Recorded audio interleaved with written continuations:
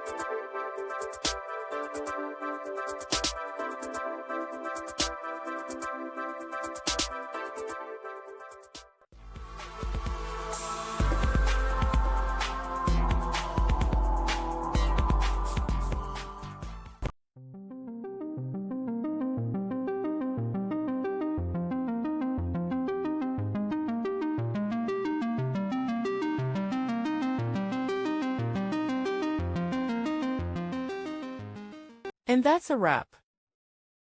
I hope you found the answer you were looking for. If you did, take a second to hit that subscribe button. It really helps out. And let me know in the comments which solution worked best for you. See you next time in the debug zone.